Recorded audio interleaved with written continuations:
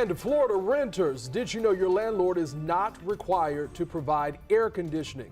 I brought that to the attention of state lawmakers in tonight's Ask Anthony, how they're working to change the law.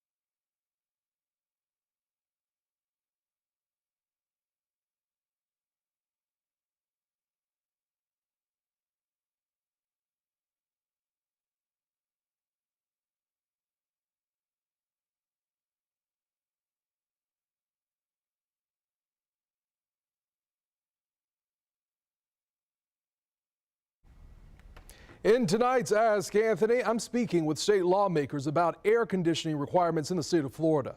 Earlier this month, I told you about Miss Carol, a Jacksonville woman who was without AC in her apartment for 6 weeks. While doing research on this topic, I discovered the state of Florida requires landlords to provide tenants with heat, but no AC. I contacted all of our local state lawmakers about this issue. Tonight, one state lawmaker is taking action while another is showing their support. To see your story about Miss Carol, I just knew that I couldn't just sit idly by, and I went ahead and drafted legislation in regards to it. State Representative Angie Nixon plans to introduce a bill to protect people like Miss Carol from the Florida heat. She was the first state lawmaker to respond after seeing our story.